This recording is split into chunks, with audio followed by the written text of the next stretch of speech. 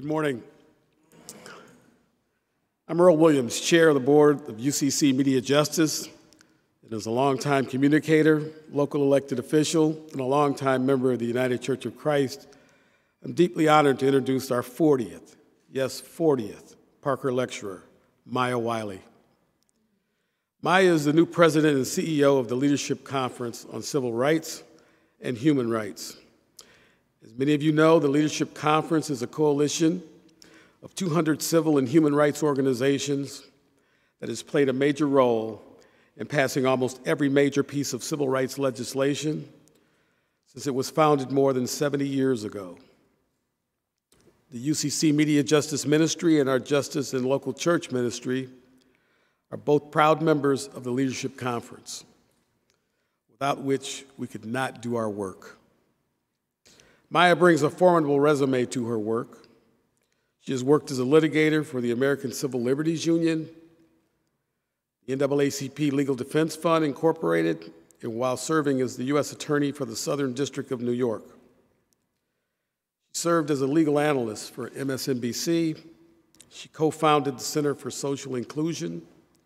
She worked in New York Mayor Bill de Blasio's administration, taking a leadership role in the city's rollout of affordable broadband services, long before the COVID pandemic put the issue front and center before local and national leaders. Subsequently, she founded the Digital Equity Laboratory at the New School University and served as its senior vice president for social justice. As you heard earlier today, Maya has a long connection not only with the United Church of Christ, but this particular UCC church. Her stepfather was a UCC minister at this church, and her stepmother still belongs to this congregation.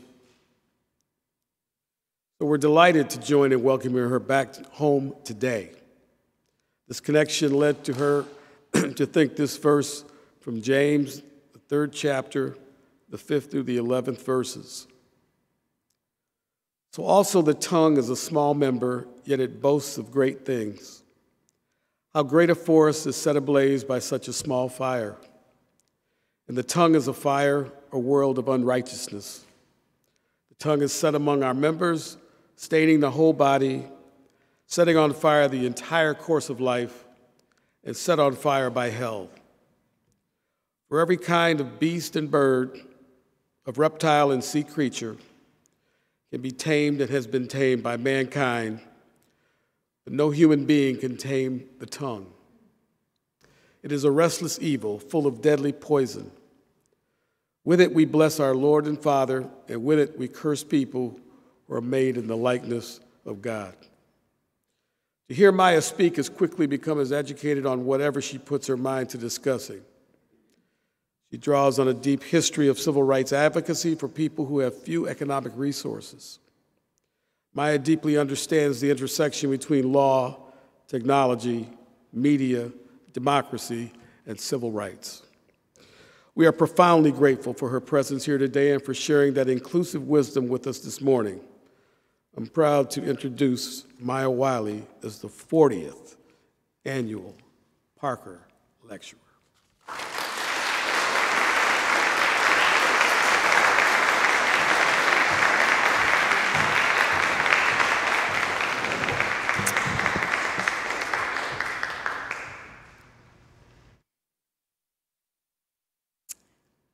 The last time I stood here was in 2019 for my stepfather, Bruce Hansen's memorial service.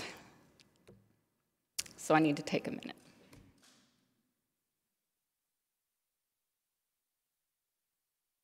I want to thank Reverend Hendler Voss for that remembrance.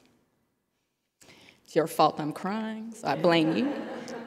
I was texting with I call her my Jean Alexander, who's also a UCC pastor and a member of this congregation who couldn't be here today.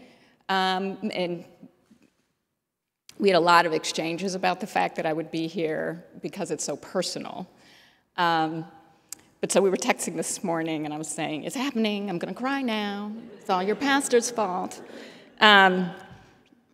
And she said, Bruce is there with you.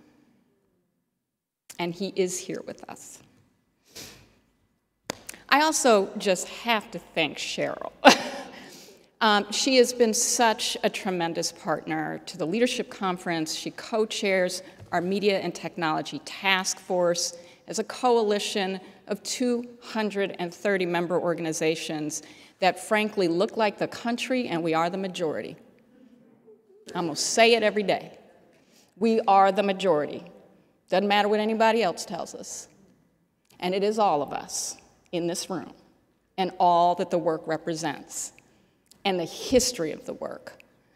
And Cheryl is a really important part of that leadership team, so thank you, Cheryl. And to T.L. Lewis and to Jessica Gonzalez, I'm inspired by your leadership, your work, your vulnerability, and your honesty. Because the truth is, it is exhausting. It is hard.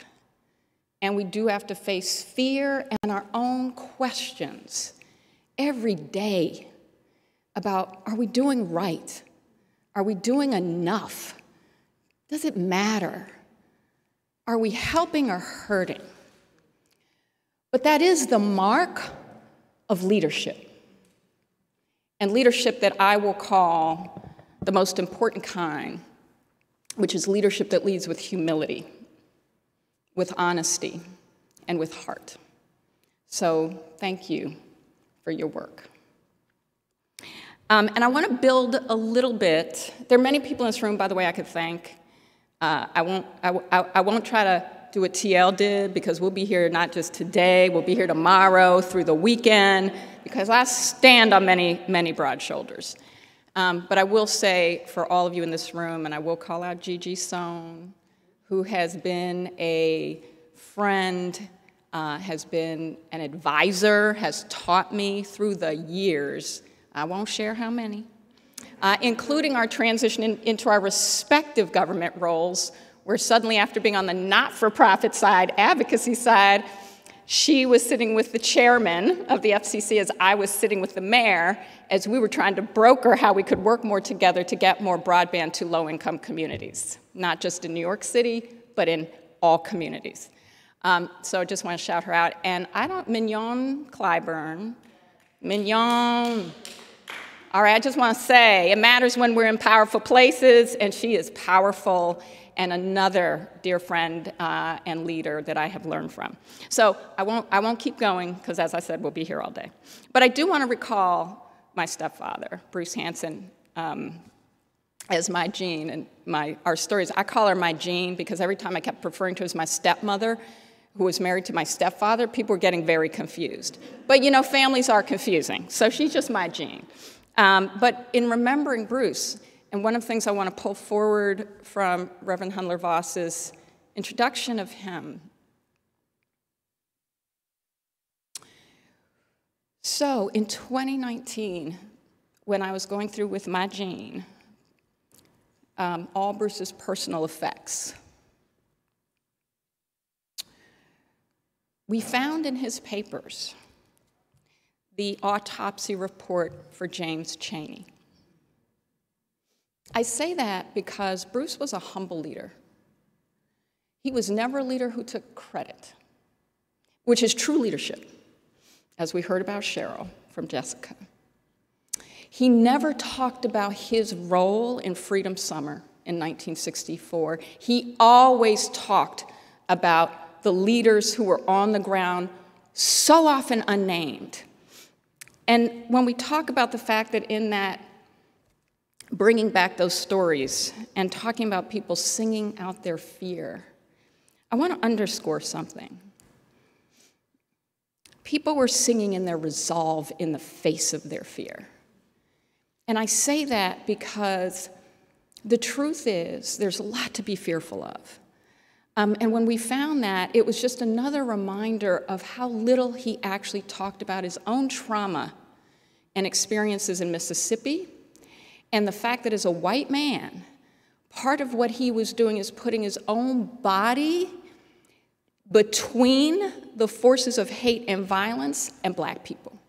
Not because he could necessarily stop it, but because it mattered if you put your body in the way.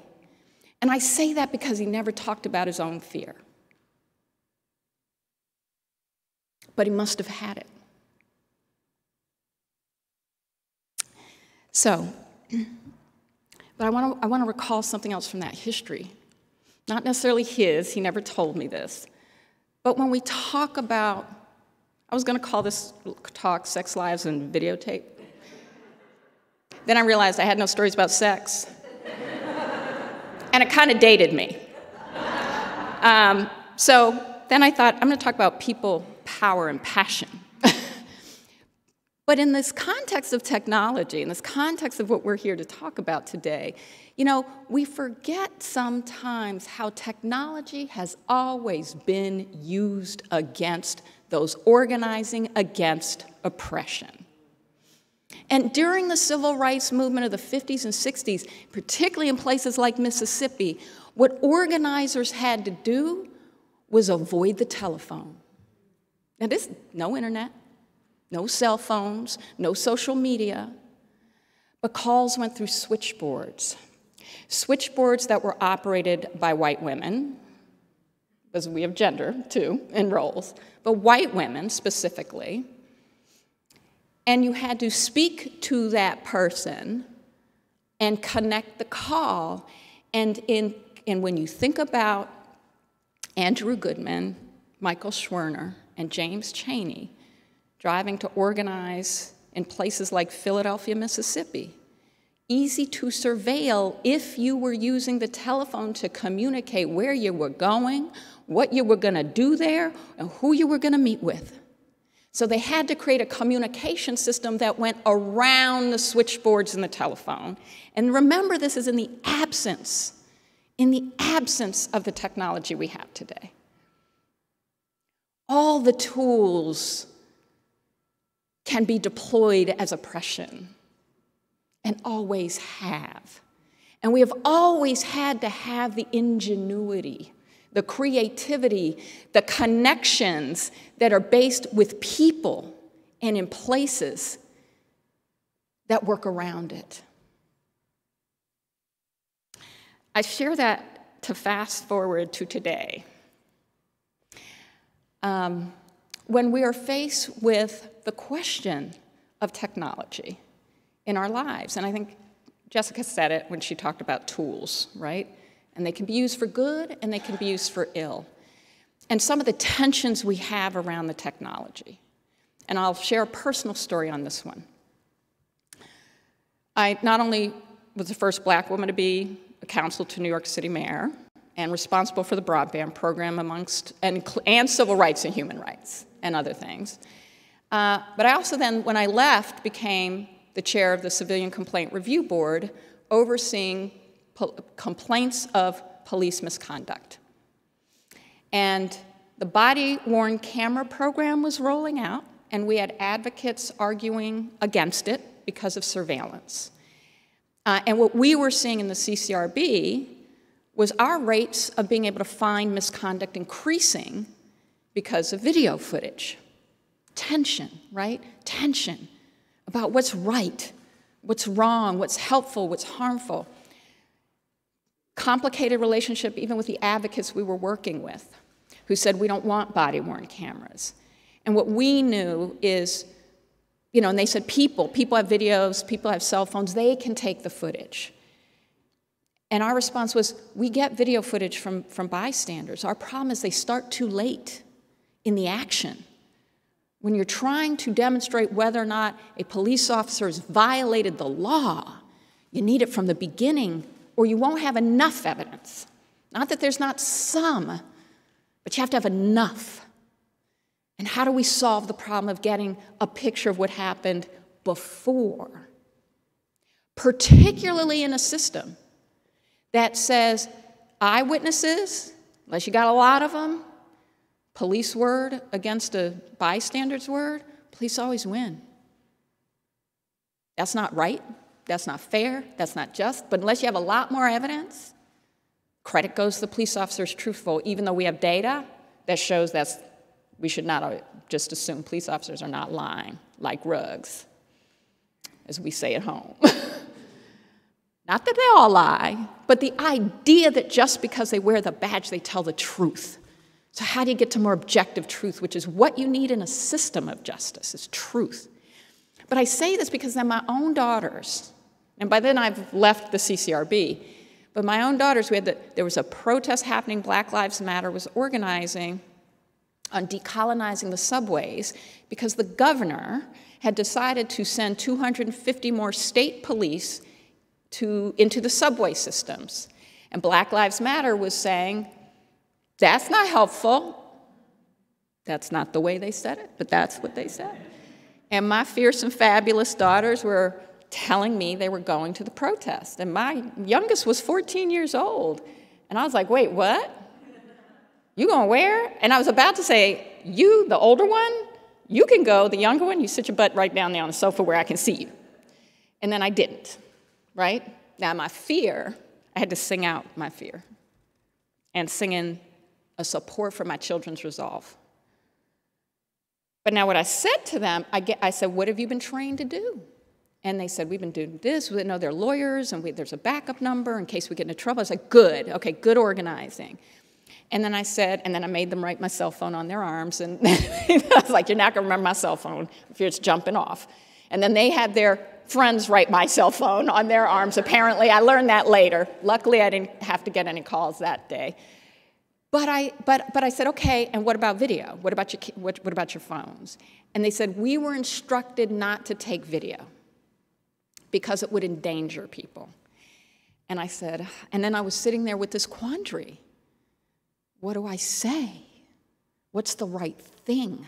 Because this technology, if it jumps off, if police get violent, this technology, and by the way, in the city of New York, anybody can lodge a complaint. You don't have to be the victim. You can lodge a complaint just being a witness. You can lodge a complaint because you saw the videotape online. You don't even have to be the one who took it to file the complaint. That's power. It's putting power in the hands of people. It's actually helping people who might be too fearful to come forward, or who maybe don't know that they can or how to file a complaint. Builds the capacity to hold people accountable. And I decided to tell them what I believed, which was, I said, sweeties, I understand. I understand the concern of surveillance because it's real. It's real. I said, if it jumps off and you're not videotaping, the police will get away with it. They'll get away with it. So I'm telling you, I'm not telling you to videotape the whole thing and just take people's faces and images just to put on your social media feeds for fun. If something happens and you can capture it, you might get a bad cop off the force, or disciplined, or maybe even prosecuted. It jumped off. They didn't get video. I asked, did you get video? They said, we were running. I was like, okay, well, that's a good plan, too, in that instance. But I share that because these are really difficult, hard questions about the justice we want, about the danger real people are in, and about how the tool can be for good or ill. I shared that passage, that very gracious introduction I got from the very powerful Mr. Williams, whose leadership I also want to acknowledge. Because the tongue is a small member, but we also know it's a powerful one. And that particular passage was about it being used for evil, and how a small few and frankly can use technology, as we've seen in Charlottesville, with the violence that jumped off and the murder of Heather Heyer by a white supremacist, by the way those few tongues wagged anti-Semitism, by the use of that tool and the tongue wagging on hate in organizing January 6th, and the violence of our Capitol and the effort to violently overthrow a democratically elected president. And the way that tongue wagged, those small, shriveled, angry, evil tongues that got and radicalized a young man to go to a top supermarket, the only one the black community in Buffalo had, targeting because we also don't ensure communities have all that they need to feed themselves and care for their families, could identify a supermarket as a place he could kill a lot of black people, but that evil tongue was wagging on social media. And I'm going to say it again, we are the majority. We in this room are the majority. Our philosophy, our values, our ideals are the majority. But the few small evil tongues that wag can wag with much more power thanks to technology.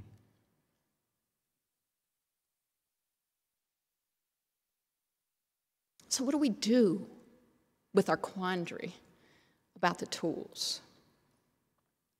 Well, I want to go back. I don't have all the answers. I do think it's important as honest, humble leaders that we understand the complexity, that we understand the vulnerability of oppression, and that we figure out how to sing in our resolve. So I am going to switch to connectivity. Many ways we can and should address hate and bias, and particularly how it's happening online. I'll talk a little bit more about that after this. But when we talk about connectivity, we also have to talk about whether we get to use the tools, whether communities of color, whether the oppressed, whether the people who are being told what they cannot do are being victimized by the technology, whether we get to use it as a tool. We saw that during COVID, right? Whether our kids who are in homeless shelters or simply in communities that are connectivity deserts.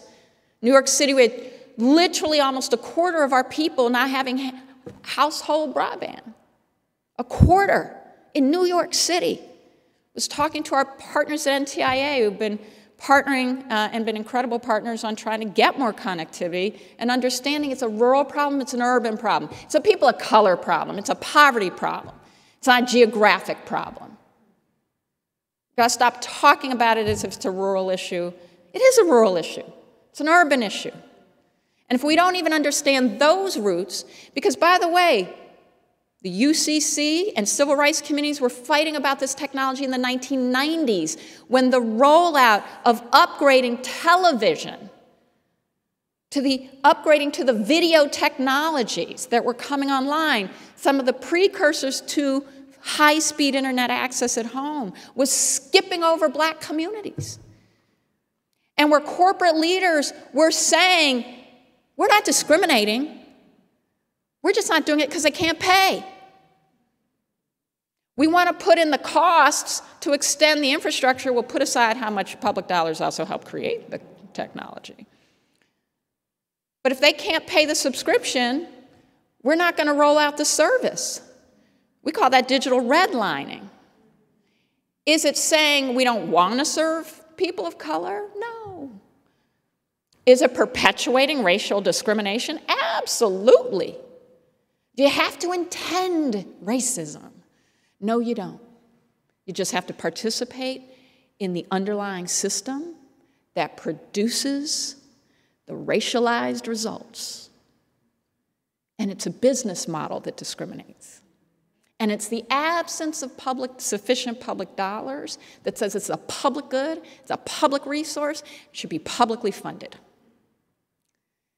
It's a big part of our connectivity problem. So Cheryl was a big leader in this. We partnered with NTIA, but bringing the cost of subscriptions down, getting subsidies. We worked with Gigi when we were working with the FCC on Lifeline. This was before I was at Leadership Conference, but Lifeline program to say you shouldn't only be able to use those public subsidies for your broadband, for your telephone. You should be also able to use it for broadband because that's what everybody's using now. Telephone is like the old school. That's like sex lives and videotape. But I say all that because yes, and we've done some good work in bringing costs down. We got to do a lot more in making a public infrastructure and a public good. But I'm fast forwarding to this infrastructure idea because, the possibility of people is amazing. It's amazing. and the resolve. So the fact that we could find, including folks that now have founded Silicon Harlem, people who are Black and have expertise in the infrastructure. It's happening on Native American reservations, happening in Latino communities. I mean, happening in all communities that are constantly having to innovate the workaround. So from digital stewards who are learning how to put up, wireless networks that create community-controlled, community-owned communication systems, hyper-local, that become forms of local information sharing, building community. When Hurricane Sandy hit New York City, because in Red Hook, Brooklyn, largest public housing development in Brooklyn was in Red Hook. Red Hook was badly hit, not only Red Hook, heavily Latino, a large Black population in public housing, lost everything, lost community. People couldn't find each other. But the wireless network community put up that a community-based program helped to create that young people in public housing both learned to install and maintain, and the community boards it created stayed up. It's how people found each other. It's how people found the information to the resources available to help them sustain themselves after they had been flooded out of their homes or complained because public housing had no electricity, no heat. That's the power of community. It's the power of people. It's the power of ingenuity for people who have been disinvested in for far too long.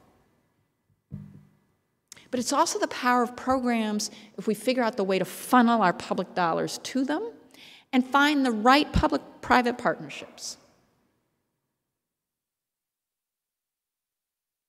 Now, I will share that, we had a big idea in city government about this and all great ideas are collective, so I'm not taking personal credit for this. I'm gonna say it because we could have done so much more. And it's part of why we're having the communications with Gigi around the Lifeline program, because we had a vision that the city could be a free broadband provider to public housing. We had a vision. We didn't know how. We just said, well, if we care enough about it and if we partner with community, we'll figure it out. So we did. We figured it out. And we piloted getting every single person in Queensbridge houses, the largest public housing development in North America. Not just in New York City, not just on the East Coast, on the continent.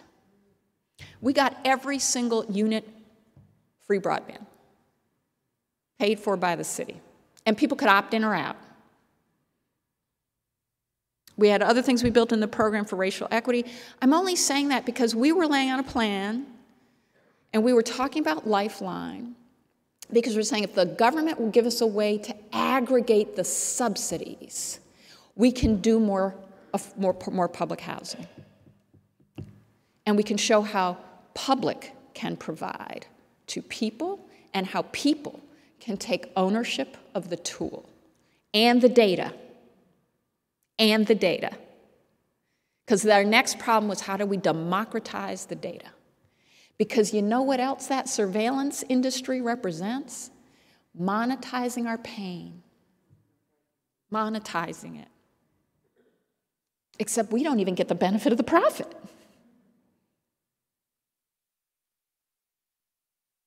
So I don't have I'm looking at time, because see, not only would I go on all day and all night and into the weekend if I was thanking all the people whose shoulders I stand on, I keep you here.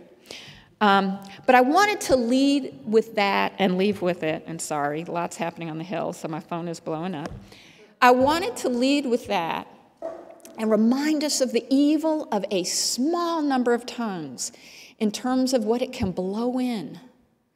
But if we collectivize and support community as public space, as TL reminded us. Our libraries were our partners on census because people were afraid in our first digital census in 2020. So we were figuring out that public space, but also the trusted people in community, which is what librarians were and are, to help make sure people could safely and with support around their privacy figure out if they were going to fill that census out online. You want to talk about democracy? Talk about being counted. You want to talk about administration, making it difficult for us to aggregate public resources for public good, and also trying to use the power of government to make people fearful? Let's talk about the last administration. We want to talk about evil of tongues and the fires they can set forth. We've seen it, and we're still seeing it.